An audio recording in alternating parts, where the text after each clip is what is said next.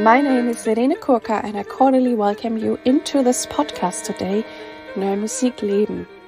I have studied classical singing, but now I sing lots of contemporary and experimental music. And if you would like to know more about me, please look at my website, www.irnenekurka.de. I also cordially welcome you to subscribe to my monthly newsletter. In this podcast, I talk about all-around themes around the new music world. I share with you the insights, the behind the scenes, and I really want you to bring the human beings out of this great world closer to you. And I hope to inspire you and even to empower you. And I thank you so much for all your great feedbacks that, tell me which direction to go, what you really appreciate here, and also where I have touched and reached you or even motivated you to do certain things. I'm very, very thankful for all of that. I'm cooperating with the NMZ. That is the Neue Musik Zeitung, which is one of the most important German music papers, and you could also subscribe to it online. And I'm excited that there's so many great things going on, that this podcast is growing, that people listen to it really worldwide. I mean, we're coming into our 7th year, and if you would have told me that when I started, probably I would have not believed you. And somehow it grew so organic. I didn't do a lot. I just follow my impulses, my ideas, and suddenly we're here, and I'm really thankful for that. I'm also thankful that it happens that people listen to this podcast and then they also go to my website or listen to tracks by me where I sing on YouTube or my website, and then they even contact me if they want to work with me. And the cool thing is, the people who have listened to this podcast and then contact me to work with me, it's usually a match, because I think you know me so well and you already know if I'm the person for you or not. And if you then reach out to me, it's usually really, really amazing. And so in a way, even though I'm here sitting by myself and speaking into the microphone, we're quite close. And I'm also very thankful that now for a few months already, I have voice students from all over. And it's possible with all this online technology. So I'm really excited. I'm excited to sing in Athens this year, in Luxembourg, in Graz, and all great cities in Germany. So maybe I see you at some place. And today I have a great guest for you. It is the composer and also Gamelan player, Dieter Mack. Hello, Dieter Mack. I cordially welcome you into my podcast today. Hey, I'm very happy to be a member of this podcast group. Thank you so much. And we have lots of great topics we want to talk about. But the first question I always want to know from any of my guests, and I'm really curious about that, is how did you find your way into this new and experimental music? Oh, that's a long story. I think I must go back to my teens. That means I was first not interested in music at all. I was much more into sports, especially gymnastics. I had learned piano, as everyone did at that time, if there was a piano in the house, but that was not my favorite occupation. And then I got illness during the sport with my spine, and I had to stop sports completely. And then, I was starting to think, what can I do? And then I had some friends in a youth group, and we made a so-called skiffle band, if you know what that is. A skiffle band is where you use everyday tools. You use pots for percussion instruments, and you take a nylon stripe and for a bass, and you take is a kind of washing board for and one acoustic guitar, and we made music like that, and it was quite fun. And then, in fact, I really, because we discussed it just before, I really started my first rock band as a drummer. And how old was I? 15, 16? 15, I think. Yeah. And from the very beginning, we tried, besides covering some songs, we tried to write our own music. And in the end, that came always to me. I don't know why. But then after, let's say, a year, I felt, why shall I waste my time for playing the drums? If I have an education in classical piano, I should move to the keyboards. And then I moved to the keyboards, and then actually the real work started. And in the early 70s, now we were two bands, but the same people. The one band was for dance music to get the money, and the other one was our experimental rock jazz group to make really the music we want to do. And especially for the second one, this was my responsibility, and I started to compose the pieces that we played. And if you go in this direction, my idols were at that time Emerson, Lake and Palmer, as a keyboarder, or Pink Floyd, and especially the German psychedelic music scene like Popol Vuh, Tangerine Dream, Embryo, and all these guys. And I had also one of the first Moog synthesizers in Germany, actually.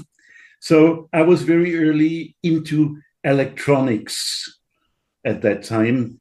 And if you do that, you are very close already to the experimental electronic music scene of so-called contemporary music. And I really can't say when it switched from the one side to the other.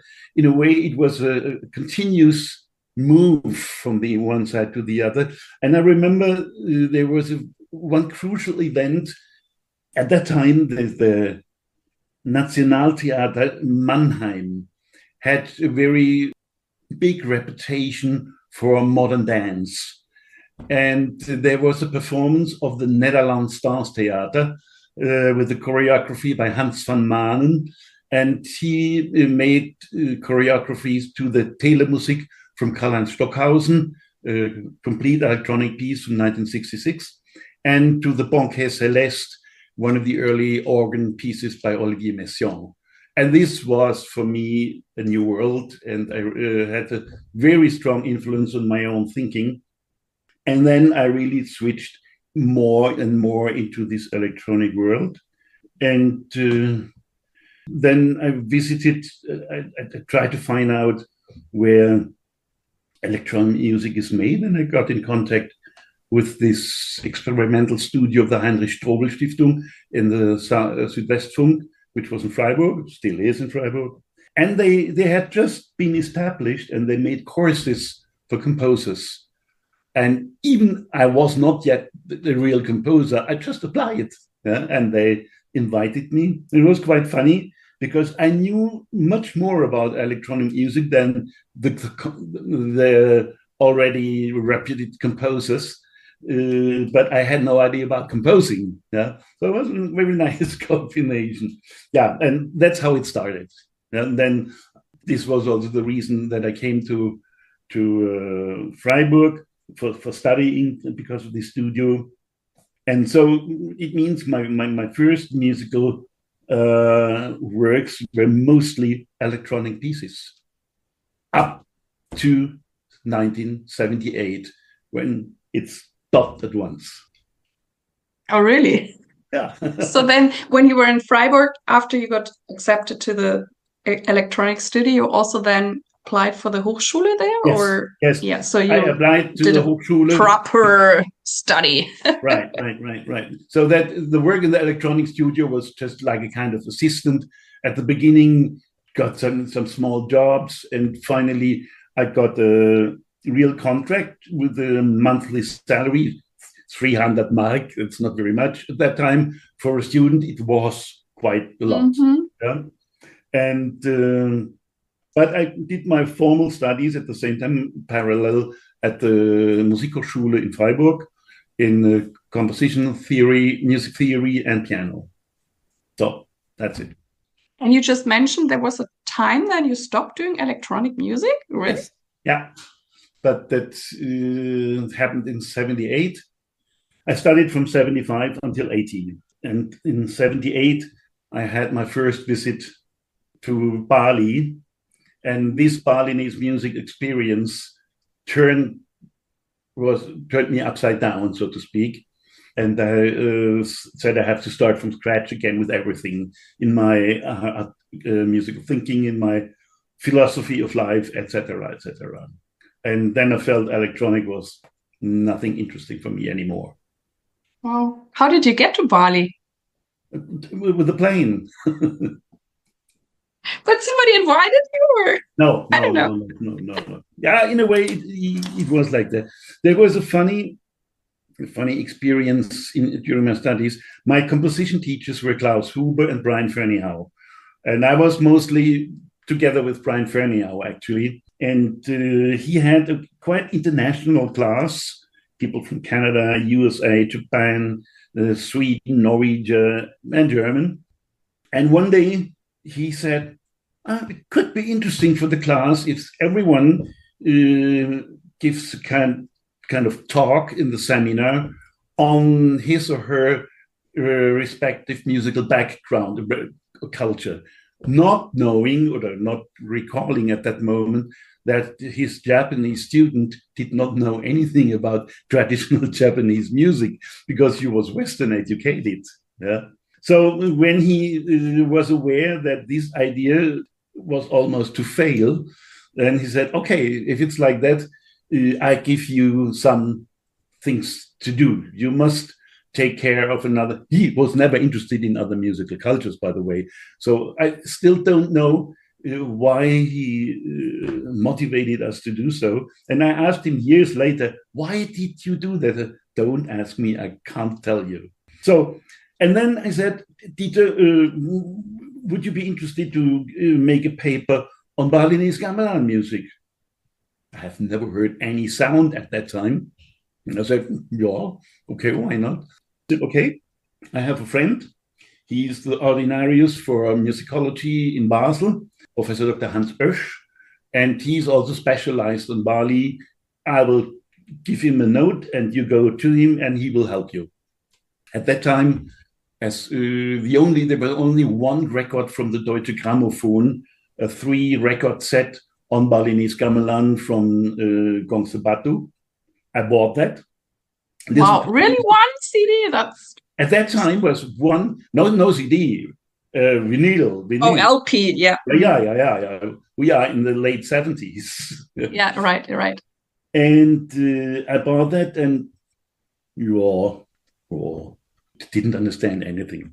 And then in Basel, it was even worse. They were very nice, the people there, but they were specialized on a very, I call it, esoteric ritual music style from Eastern Bali, which is, in a way, even today not representative for Balinese Gamelan, that's what we know today.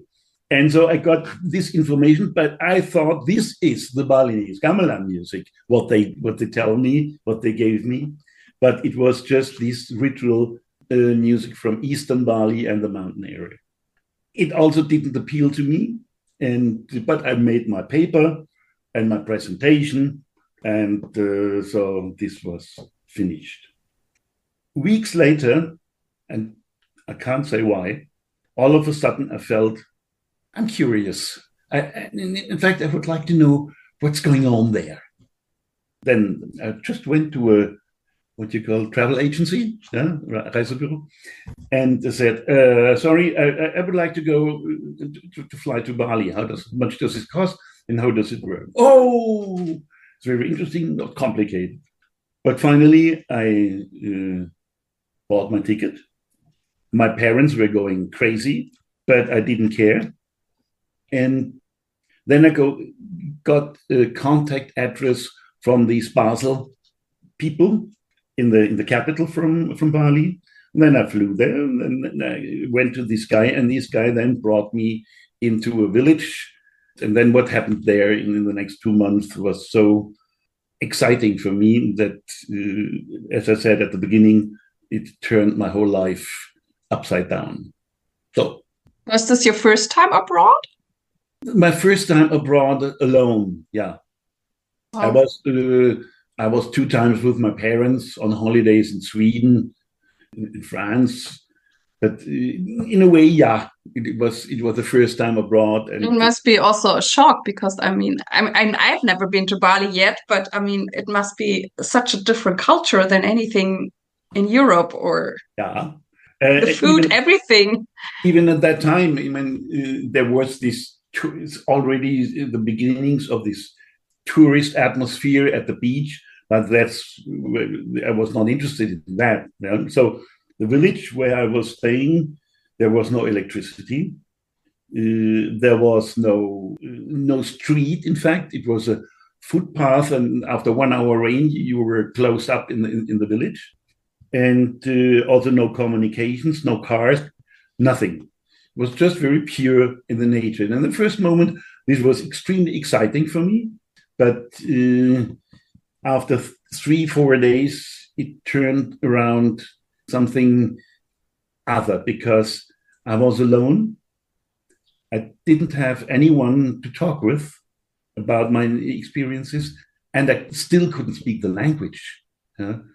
I thought I had a kind of dictionary which I bought that it will easily work, but no, it did not. Yeah.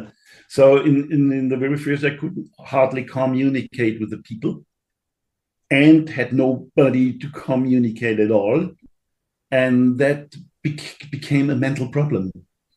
And so it happened that one night I was really running through the village, crying very loud, and then going back again in my place. I was in a small hut in the middle of a lake, which I had prepared for me. And next day, okay, it was fine. Yeah, and it was very interesting that the Balinese, they didn't care. They Really? yeah, Okay. they didn't care. The only next thing, good, everything fine. So yeah. And years I cannot later, even imagine how it is, like you said, that you cannot really communicate. I mean, I went to study abroad in the United States, which is English, but yeah, it was also interesting because at that time my English was really terrible. They mm, also told me when I got to the university in the United States, you get an advisor, and she was really concerned that I even would make it. And so in the beginning, and that was good and bad at both times because I was in Dallas, Texas. There was no one I could talk German to. So the good thing was I had to learn really English. And the bad thing was my head was like smoking because it was like working to kind of get through. But it was also, I think, the best and the fast way to learn this language, because after a few months I was really good, and I also passed my first term, and then they even asked me then if I would teach other foreign students in English. But it was just the force. That was the only way to yeah, go. But I also remember that sometimes, like, I wish I could talk to someone sure. yeah. But And even though I was not lonely because there were students and I was in a crowd and I tried my best, but sometimes I also just, because there were so many words missing, and then I would describe it and whatever, say, oh, it's furry and does meow. And then they would say, oh, you mean a cat. So this is how I would learn the language. mm, And eventually, well, now we're talking in English and I'm fine. But your experience must be much more challenging. But how did the music come into that? Did that soothe just you somehow or make uh, connections with people? let me just finish that story. Yeah, uh, Okay. after this running around in the night, and then no reactions from the Balinese. Then years later, when we were close friends, I asked my family, "Hey, why did you not react at that time when I went crazy in the night? And then they started to laugh. They said, why are you laughing? Tell me. You see, the place where we put you to stay, to sleep, is a place which is very famous in the village for black magic. And we thought the Westerners don't believe in that, and they can't be affected by the black magic. But you got infected as well, and we really liked that. We felt, hey, he's like us. Yeah, and then it was quite normal for them, yeah? Because they thought it was the influence of black magic. That's it. Yeah, language problem. It was even worse in Bali because I needed quite a long time to be aware that I have to learn two languages, because there was the Bahasa Indonesia, the national language, and the local language, the Balinese language. And they were mixing up that as well. And it was very difficult for me to separate the one language from the other. So I needed much more time and through the next year. So when I went back, I started to learn and to separate both languages. So in the beginning, it was difficult. Yeah? So music. I came into this village especially because it was well known for Gamelan music and dance. And then this guy who brought me there from the capital, he spoke with the family. Yeah, you can stay here. And then they put already some instruments, and then the old man, the boss of the family, was started to play. And I should do the same as he does. So then I started to imitate. So it went on every day, 4 or 5 hours. He played something, I imitated him, and started again from the beginning. So I didn't know what I was learning, actually. Today I know. And the funny thing was, then after 2 weeks, I was waiting to hear the real Gamelan orchestra. After 2 weeks, he explained me, I don't know in which words, that in the evening there will be rehearsal of the Gamelan. And they will play, at first, they will practice the piece I just had learned. Yeah? Oh, great, fantastic. And came the rehearsal in the evening, they started to play. I was deeply disappointed, because I didn't find any connection between what I heard in the Gamelan group and compared with that what I have learned. Today I know why, yeah. But at that time it was deeply disappointment for me, because I didn't understand what did he teach me. Yeah, they play something completely different. And then they played 3 other pieces, and I thought they play always the same piece. So it was the extreme case that if you hear something new, you hear only first these things that are already known by yourself. That could be something completely different, like the Balinese hear themselves in their music. And years later, when they played these pieces, I need 3 pitches, I knew which piece it is. Yeah. So it was just the problem that I was not familiar with that, and also what teaching and learning means in this case, that he taught me something which is, let's say, kind of hidden melody which goes through the piece, which you not really hear as a main melody, but which is the core of the whole piece. So it was really a long process of getting into this world of music. In a way, I'm so happy. But you were there 2 months and you started to get into that, and then you went back, and when did you feel that you got a more real sense of this music? How long does that take? Okay, I was there 2 months in 78. I went back to Germany and I had to continue my studies. But my whole mind was completely somewhere else. And the thing I was thinking of was to find the money to go there again. And then I went there a year later again for 2 months. And then a year later again for 2 months. And then I was at a point where I started to understand more. But then I decided that after my studies, I want to go there for a whole year. And I would say after this whole year, I was at a point that I had a decent understanding of that music. Mm. So that was in 82 then. Yeah. Okay. And how did it change your composing while you started going to Bali, or what happened with your composing style? Yeah, that is, people often think that this music has influenced my music. I would say no, except the fact that I completely went away from electronics, that I went to instrumental pieces, and that it was very clear from the very beginning, the more I knew about that music, the more I wasn't interested that that plays a role in my compositions. But what would happen in the unconscious with something else.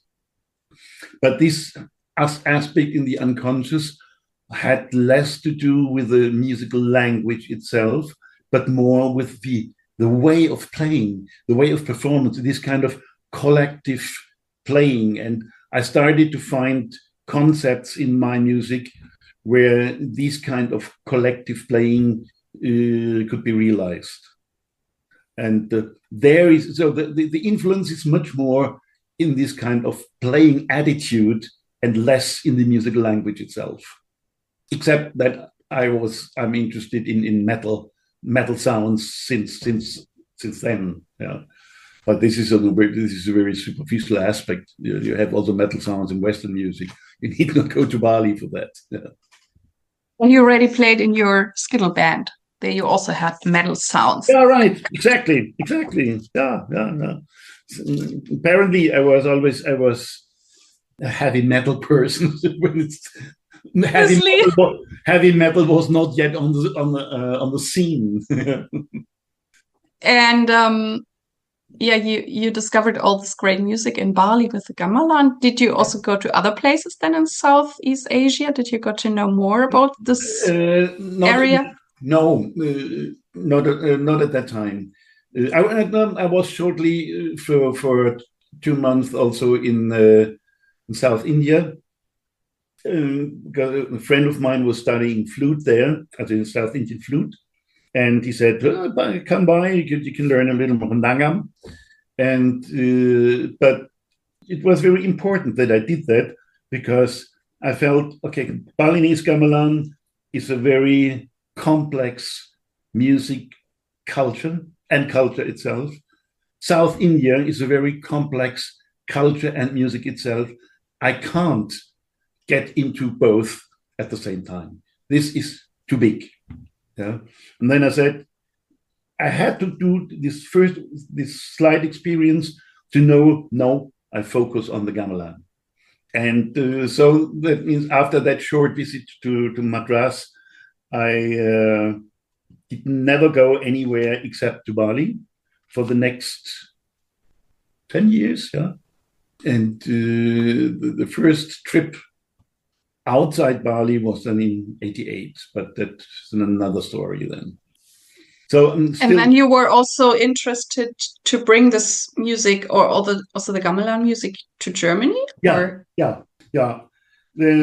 After this 1 year stay, I bought a whole Gamelan set and brought it to Germany and started the Gamelan group here in Freiburg, which was very exciting because there were some people who were really interested.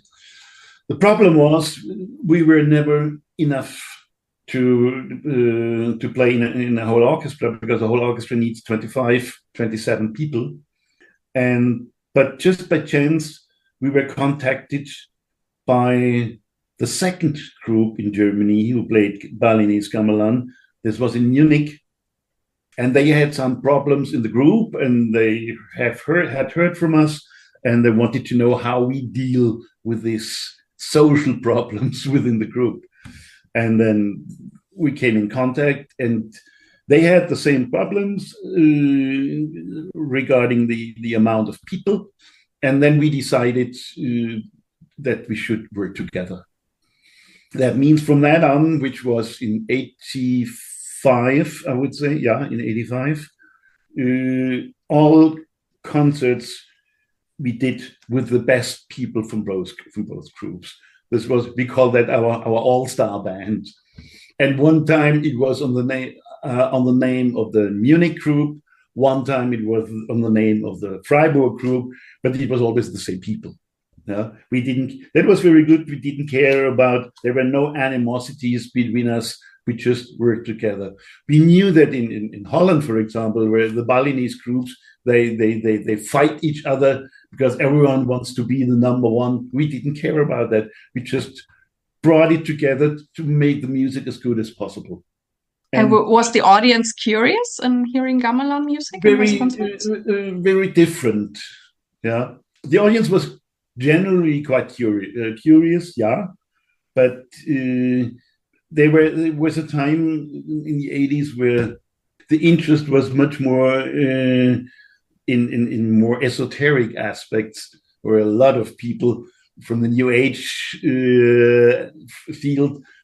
Is this the moon tone of the gong or the sun tone of the gong? Sometimes I said yes, just to have not to continue. Sometimes I said sorry, Balinese have different concepts. Yeah, must disappoint you. Yeah, they were just excited about how it worked, because we were aware after some concerts that if we just play, they think there are some Westerners who really can't, because they didn't understand. But then it was our fault, because we played it in that way. And then I started to play 2-3 pieces, and then I explained the structure of the music with some examples. And that was very helpful.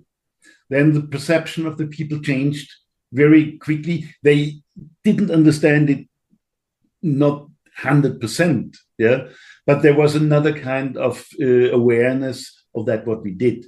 They became aware that probably not so wrong what we do, something like that. And there was always one very complicated point in our group, that was the appearance, the clothes. We were in the group always 100% convinced we play in a uniform dressing, black t-shirt, trousers, okay. But when we played for Indonesians, they wanted us to play in Balinese traditional clothes. And there was an endless discussion over 20 years how to present ourselves in public. And there were some people in the group who said they leave the group when they have to wear these clothes. Yeah, this is exotism. And I could completely understand that. Yeah. And I said, could we, we do something for the Indonesians. And if they are happy with that, then let's do like that. If we don't play for others, then we play normal in our uniform, black t-shirts. And finally, it was working in that way, but it was always an ongoing discussion. Mm-hmm. And when you now look back, when you went there, it really sounds adventurous. You just took a plane to a country you had no clue about.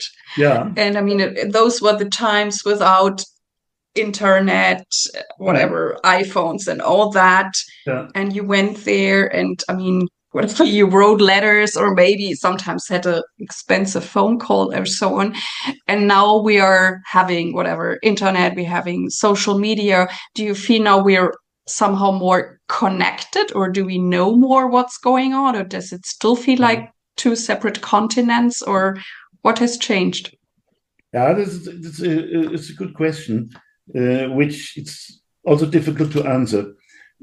I feel that we know not more than in the other than in the earlier times, because in the earlier times, if you really want to have to know something and you had to go there in this intensive way as I did, I learned much more, like just going in the internet, giving in Bali and see what is coming. Yeah. So uh, I am convinced that the life experience, the personal experience, the personal exposure to something, and with all the good and the bad aspects, yeah, is much more rewarding in the end than the total availability in the internet. And it was also interesting. You see, at that time, it was easier for me to find some aficionados who would like to learn that music. Today is much difficult. It's not possible at the moment, again, here in this area, and also by my friends in Munich, to find people anymore who want to invest such energy and time to play that music. That was different in the 80s when you really had to go there. And all our Gamelan members had been in Bali, certainly, to experience that. So I don't think that the availability today gives us a better understanding of the other world. It's okay. It's helpful if you have this personal experience. Then I can use the internet in another way. For example, when I'm together in Bali now with my close friend Deva Alit, one of the most interesting composers there, and we discuss about composing and music, and I'm joining the rehearsals and his concerts. And then I come home and listen to his new pieces on the internet, something completely different. Yeah. Then I feel like for a moment I'm sitting in his orchestra and listen to his music. That's interesting. There's nothing about the real experience.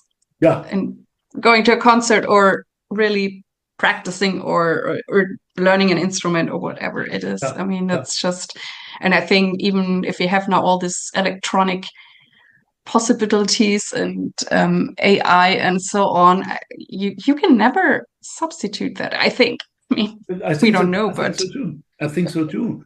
We have that, and we should more think about where these gadgets are useful. How can we use them in a controlled way? We see already in the political scene, like on this platform X now, how political influence is made with these mediums. And this is for me something which makes me a little nervous, I must say. Mm-hmm. Certainly. And do you still play gamelan? Yeah, a little. I must say I have my own instruments. I have given to a group in Leipzig because I have no place here in Freiburg to store the instruments. My problem is something completely different. I can't sit anymore on the floor because of my legs. And it's the same with my friend, the leader of the Munich Gamelan. We are both 70 years old now, and we can play still the instruments where we can sit on a chair. There are 3 instruments where you can sit on a chair. That we can do. Yeah. But we have both stopped to practice, and the only really practicing group is this group in Leipzig. Yeah. Mm-hmm. But they are in their 30s, 40s, as we have been 20 years ago. Yeah.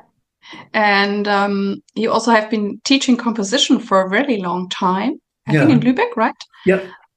And what kind of people came then to you? I mean, were they also not just interested, whatever, in composing, but also in gamelan music, or what people came to you to study? Very mixed. Very mixed. At that time, I have already been quite a lot around the world in many other countries. If you give a workshop in China, you can expect that in the next entry exam, you have 10 Chinese students who want to study with you. Yeah? I really always had to find a middle way. That was my philosophy. 50% German students, 50% from other countries. Yeah? And not because I'm a racist or a nationalist or whatever. I thought this is necessary to have a good mixture. If I would have, and I know some colleagues who he has a class, I think the 90% Koreans. Yeah? I would go mad with that. Yeah? I know why it is like that. He has been there in Korea and has made many courses, and he's a great composer. But such a monocultural class would be completely impossible for me. So I really tried to have 50% Germans, which is also a language problem. A lot of Asian students, they have a problem with language. Yeah? And I think there is no other subject at the music university that needs language more than composition. Yeah? Because with the instrument, if you study piano, the teacher can show you on the piano. But if you composition, you have to speak, you have to talk. And so I was always happy when I got an Indonesian student, that I could speak Indonesian with him. And the problem was solved, or that Malaysia. That was always good. But Chinese and Korean students sometimes really made me mad. Yeah. Japanese normally were very good in German. And also from Colombia or Argentina, the Southeast, people from countries with Latin language. Yeah, that was always easy. That was not the problem. But the biggest problem was with the Chinese and Korean. And there were also some who spoke fluent, but there was also the extreme opposite. And that's why I initiated very many activities in the class where they had to work together, just to not to get into the culture. Yeah. So when they come to Germany, they also should experience how German culture works, whether they like it or not. I don't care. Yeah? But they shall experience that. And fortunately, most of my German students, they really did a lot of efforts to integrate these foreign students into their cultural realm, that they learn and also improve in language. Then that was very obvious. Yeah. And that worked quite well over these almost 20 years that I was teaching composition in Lübeck. Sometimes it was a little more like that, sometimes a little more like that. But basically, I could keep this kind of ideology in structuring my class. Yeah. I mean, you have experienced so much and already you can look back at so much. But I'm also always curious, is there anything you learned about how to structure a day? Maybe it changed now because you're not in university anymore. Are you more a structured person, or are you, I don't know, going with the flow? Or did you have certain routines that you composed, I don't know, every morning or something like that? You mean now? Maybe both. Maybe it's also interesting to look at both. If anything changed. I think no, it had nothing changed. The one thing has changed, but the time of composing is always. I have no special time, but I have to define my composing time period, which during the semester was only in semester holidays. Yeah. Or sometimes that I really just dropped 1 week and went back into a retreat and worked. And so at the moment, it's the same. If I want to compose, I go into how do you call that? Ferienwohnung. It's a kind of small apartment or something. Yeah, small apartment in the mountains. Oh, nice. And that's then my composing time. That means I have also, if I accept commissions, I have to always to consider, when do I have the time to do it or not? And if as I feel I have not the time, then I say, sorry, at the moment this is not possible. No? So to answer your question, I need a free space. I can't, for example, say, okay, today I'm teaching until 4, then I go home, then I have dinner for an hour, and then I compose for 2 hours. It's impossible. Yeah? Because composing for me, I must be completely on my own, and it may happen that 3 days I don't write a note, and I only walk around or clean the room, do anything, just until it's all of a sudden I can start. You know? And this is always like that. And I can only organize the temporal frame in which that has to happen. Fortunately, so far it has always worked. But the difference at the moment is, and this makes me a little nervous sometimes, since I have finished teaching, since I'm retired, the speed of my composing has declined extremely. That means I need much more time for composing a piece than I did before. And in the first, I was a little nervous, and I thought, why is it like that? Shall I see that positively or negatively? In the first, I saw it negatively. Yeah? And then I tried, after a while, when that happened with some compositions, is there a difference in my composing? Yes, it's a slightly difference, but not something that I would say have changed in a negative way. But still, I was thinking, why did that happen? And then I became aware that it's apparently this daily discourse with students and teachers on compositional problems always triggers your own creativity. And if that is not happening anymore, yeah, you need longer to trigger yourself for your own creativity. And I think this is the reason. It's interesting. That's what my friends tell me.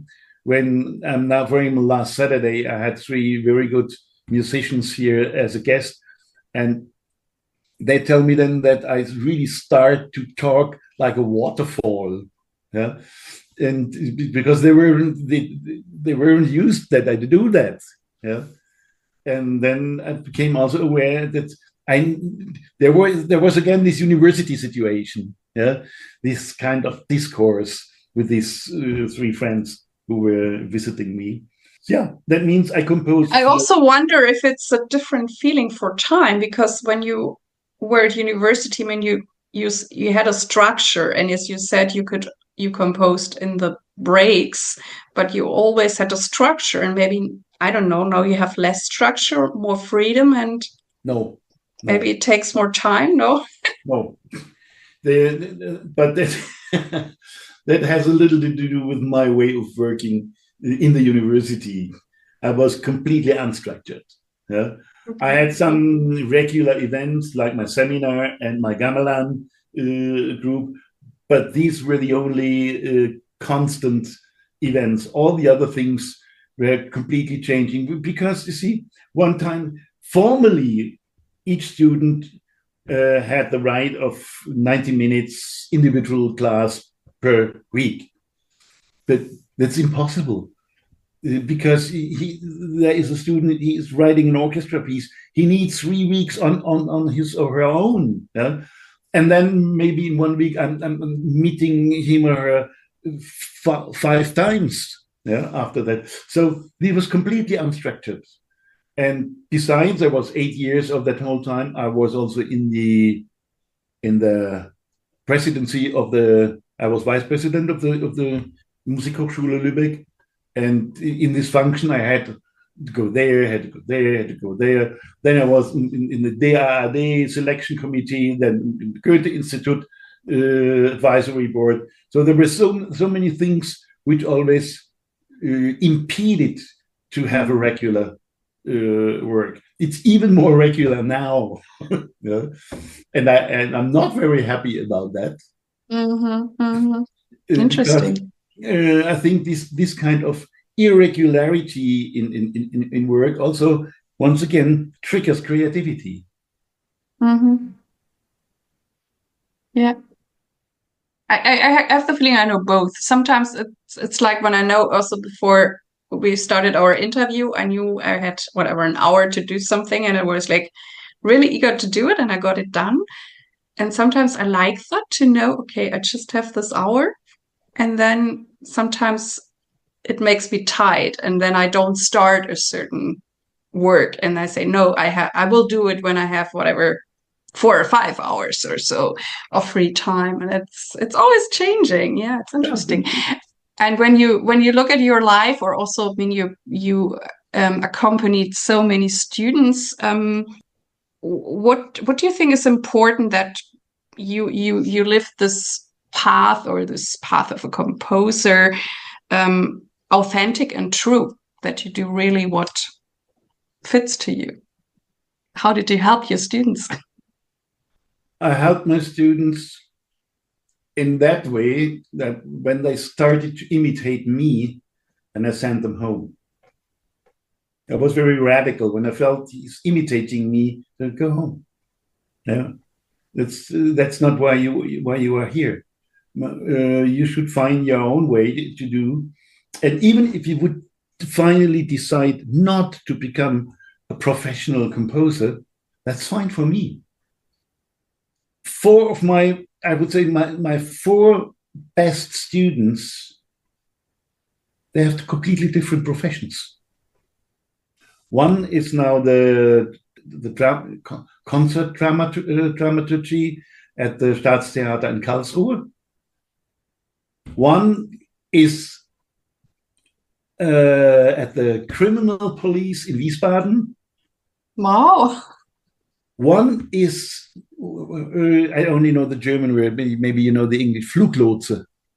Okay, it's the airport, but it's the person that is on the ground with Maybe showing how the plane goes. Yeah, no, I don't know the word. Air traffic controller. Yeah, you know the word. Good. Yeah. Wow. And which is really extreme responsible job. Yeah. But he's a great guy. And I remember he was one of my best composers, and winning a lot of prizes. And one day he came to me and said, "Hey, that's not my job. I have applied to become an air traffic controller." And then from 800 applicants, they choose 8, and he was one of these 8. Yeah? And now he's working in Karlsruhe in the air traffic control for southern Germany. And when I asked him, why did you do that? He said, in this job, I have to work 3 days a week altogether. Yeah. So I have a lot of free time. I earn very good money. He has now, his starting salary at the moment is higher than my ending salary at the university. Yeah? And then I have a lot of money. I need not care about money, and I can compose what I want. Awesome. So, yeah, I can understand that decision. Yeah? I can completely understand that. Yeah? And so it was for me much more important. Okay, there was this whole craftsmanship as a composer. Yeah? They had to learn techniques, know the instruments, and there's very basic stuff. Yeah? And this is completely non-individual. This is for everyone. But then you have this individual person. And the interesting thing for me was to see how the individuality, the personality changed over the 3, 4 years, 5 years they have been working with you. Yeah? And that could go in completely different directions finally. Yeah? And there are only 4. No. Let me see. 1, 2, 3, 4, 5. There are 8 students from which I know that they are professional composers, or also already teaching composition now. There are a lot of students that have no contact anymore. They need not. I don't force anyone having contact with me. That means, what I want to say is, I was more interested to influence the development of a personality. Yeah? And if this development of a personality finally led to something outside the music, yeah, okay, why not? Then he can have the music still as his hobby. Yeah. And so that means, in other words, we had a lot of discussions about life philosophy, thinking what is important, and sometimes hours long where we didn't speak about music, but about what can be the target of your life. Yeah? And that's even in a way more important. But I often realize now, since I'm doing this podcast and I'm talking to composer teachers, professors like you, and when you talk about how how you taught or how composition classes were, I'm often very jealous because I mean I study voice, and in my times I think it changed a little depending on the teacher. My teacher was only concerned with my voice. Anything else, what was about me or what I was concerned with or whatever, frightened of or something, she did not really care. My voice had to function, I had to sing beautifully, and that was all that mattered. And I sometimes wished I had someone like this composition professor who maybe would have helped me in all these other areas. Yeah, I think this is. I would agree with you that most instrumental teachers just are concerned about your instrument, and that's it. Maybe this is something also which was triggered by my Balinese experience. Yeah, that this kind of socialization of yourself was such a very interesting process over there that I was much more interested in the development of the person itself. Yeah? And there are so many factors outside of the music which play an important role. Yeah? And I remember just, for example, a Chinese student who was so under pressure by her parents that she was sitting there crying helplessly. Yeah. So what will you do then? So you go home and look that you get along with your parents? No. In that moment, I was her father in a way. Yeah. And I was that for quite a long time then, until she found kind of stability in her own behavior. And that didn't happen only one time. We should not forget that people coming from other countries, they have completely different cultural backgrounds. I had an Iranian student whom I taught 2 years online because he didn't get a visa. Yeah.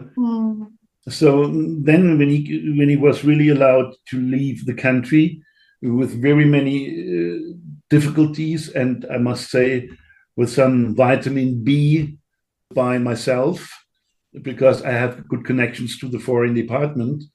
And then I knew that he had a completely complicated background in that country. Yeah.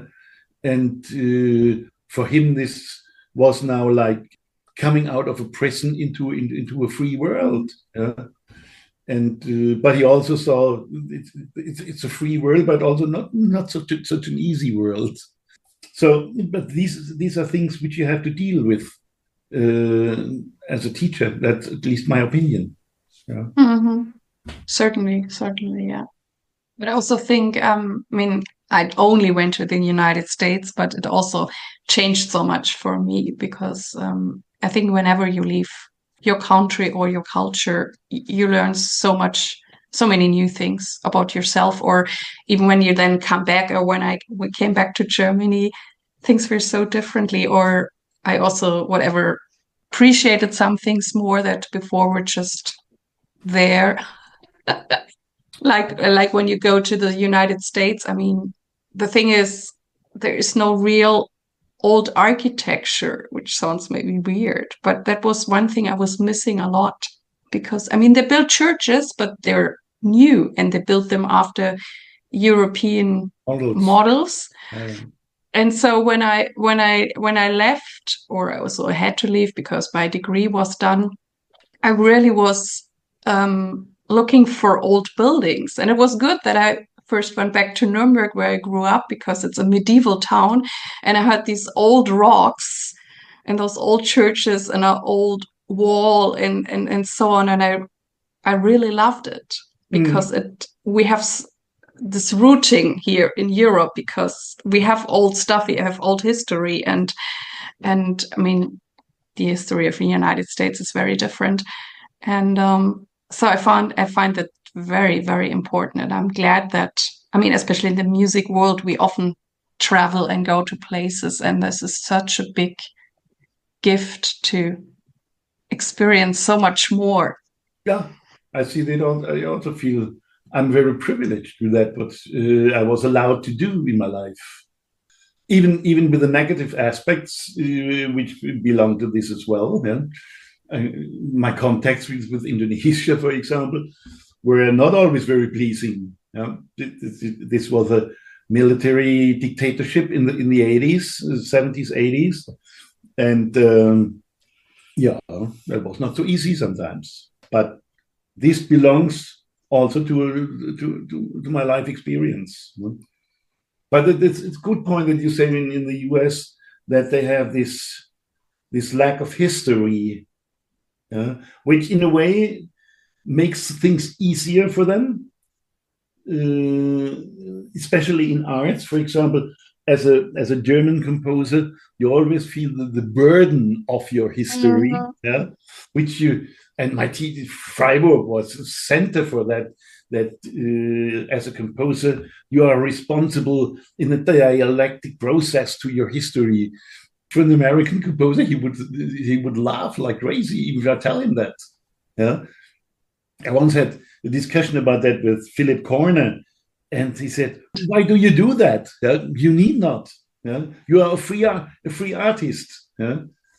And but as I said, we have that history, and it's always present. Yeah? I cannot push it away. Basically, I have also no problem with it. Yeah? It does not impede my own position. If I feel that I decide to do things like that, and I need not put them in relation to the history. I need not. Nobody pushes me in that way. But for me, this is something which works more in my unconsciousness.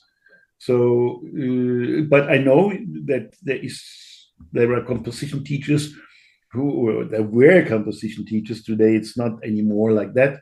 But in my time, where this kind of historicism was very important. Yeah? I know. And I also know there were composers, I'm not going to say any names, but I know students of them, where there was those times where whatever, if you were not allowed to compose like an octave or certain intervals. It was like a taboo. Don't do that because this is not avant-garde or something like that. And now there is much more freedom and variety, which I also enjoy a lot. Yeah. And well, thank you so much for this great talk, Dieter. And I have the last question for you. And my last question is, which tip would you like to give young artists? Be always honest to yourself. That's it. Thank you. Thank you. It was a pleasure talking to you, and I see you around. Okay. Thank you. This was the interview from today. I hope that it inspired you. And please send me your emails, send me your feedback, because I love to interact with you. Thank you very much that you tuned in with me today. I really, really hope that you liked it. And please tell your friends and colleagues about this podcast. I thank you very much. I wish you all the best. Live your music, live your life, and see you next time. Yours, Irene.